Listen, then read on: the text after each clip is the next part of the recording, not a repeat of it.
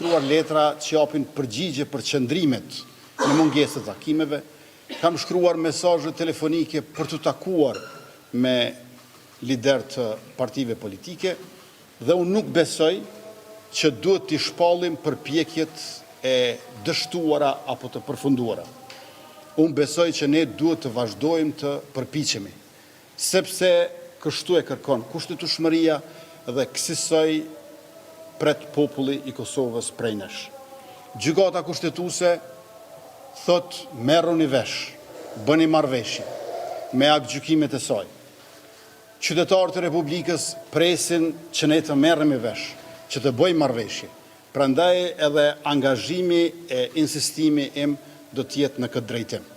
Nëse unë kam barrën kryesore dhe përgjegjësinë vendimtare për formimin e qeverisë së re të Republikës Kosovës, si subjekt fitues, lëvizja vetëvendosje, me 53 deputet, gjithsej 62 edhe me deputetet e pakicave, konstituimi i kuvendit të Republikës ku janë edhe nënkryetaret, por sidomos zgjedhja e presidentit ose presidentes që duhet jetë shprehje e unitetit të popullit, nuk është përgjegjësi ekskluzive e jona.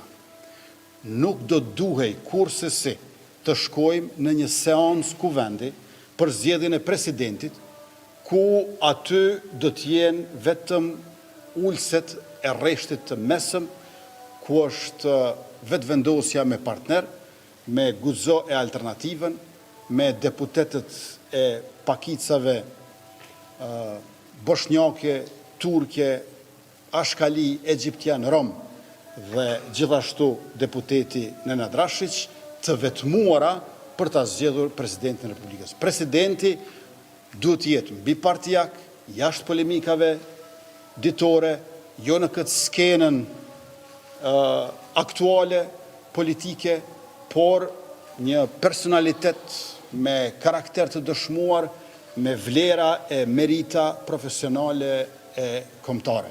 Prandaj edhe një herë u bëj thirrje kryetarit të PDK-s, Bedri Hamzës, kryetarit të LDK-s, Lumir Abdigjiku, kryetarit të Aleancës, Ardian Gjini, që të bisedojmë duke u takuar dhe duke u takuar të merremi vesh, të bëjmë marrëveshje politike për rrugën e përbashkët përpara, për hir të institucioneve të Republikës dhe popullit Kosovës e ardhmërisë së tij. Ju falenderoj shumë të gjithë juve, të cilët e keni ndjekur me përpikëri edhe këtë vazhdim të seancës. Më falni, unë ju përgjigjem vetëm nëse bën ta përfundoj fjalën, ose ndoshta jeni me nxitim. Urdhoni. Çfarë do ndodh pas kësaj seance të cilës sa në protestën e deputetëve të Kadrie që ju morën në vetë? Vazhdimi i seancës përcaktohet nga kryesuesi i seancës konstituive, e cila ka filluar, por përfundon atëherë kur zgjedhet kryetari dhe 5 nënkryetarë.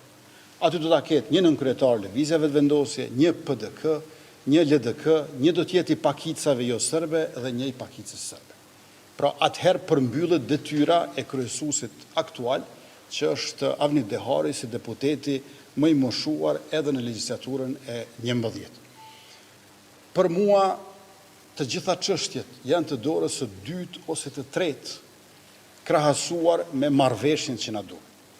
Prandaj, edhe nëse bëhen aksione të këtilla kundër meje, unë nuk jam këtu për veten time. Unë jam këtu për Republikën e Kosovës.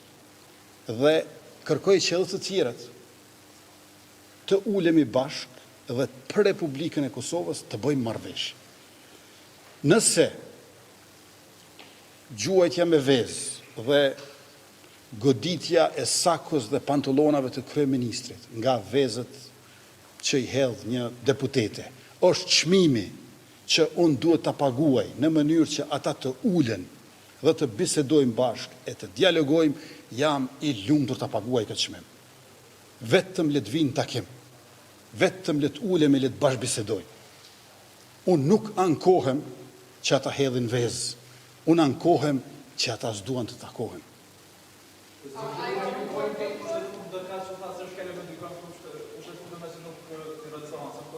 dhe nuk e përmbyllet ndrymën e kalimit nga data.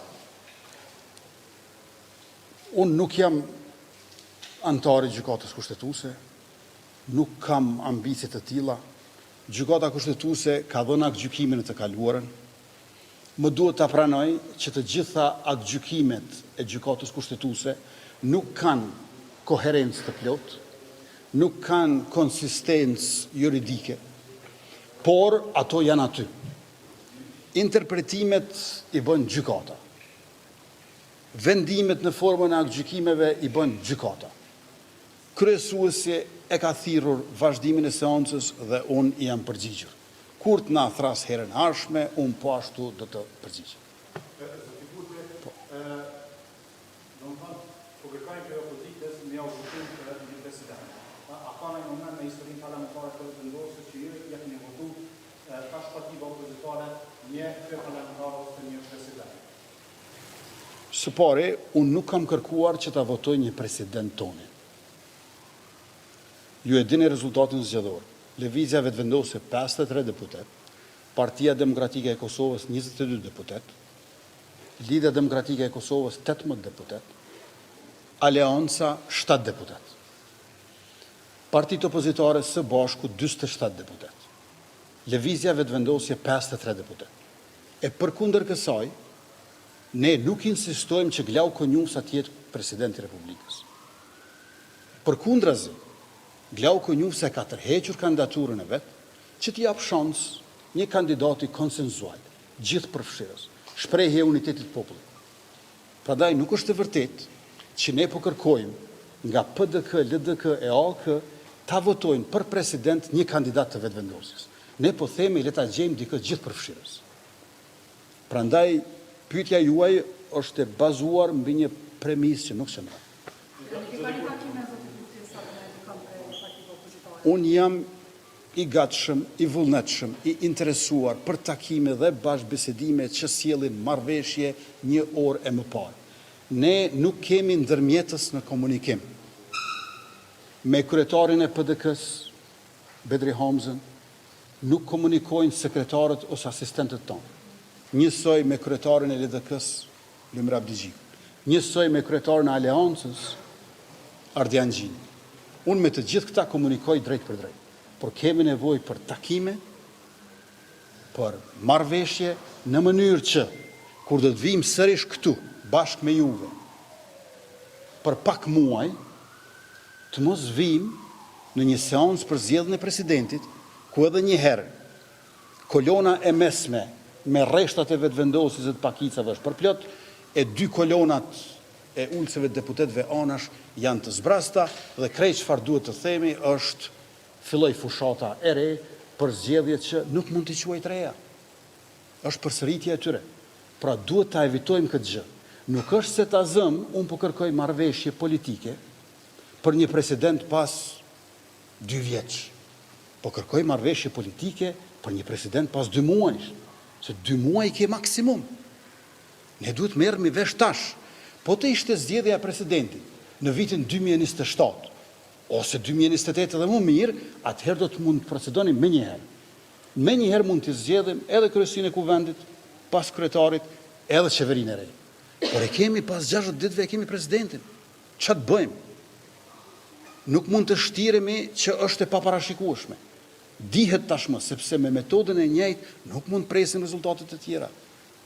Andaj ju bëj thirrje edhe një herë udhëheqjeve të PDK-s, LDK-s, AK-s që të takohemi, të diskutojmë e të merremi vesh, sepse nuk ja vlen as për buxhet, as për shtet, as për popull, përsëritja e zgjedhjeve, ku edhe një herë i shtypim programet e njëjta zgjedhore.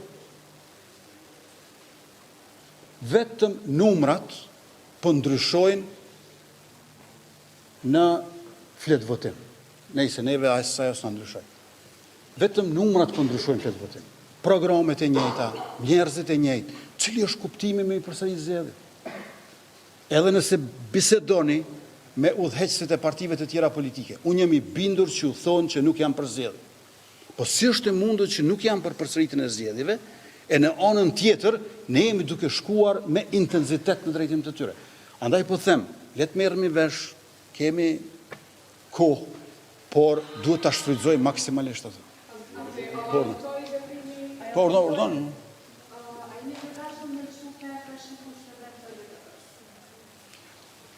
Ne kemi filluar takimet me ta dhe, siç e kam theksuar edhe dje, ka një shpërputhje drastike midis rezultatit zgjedhor dhe kërkesave ndaj neve.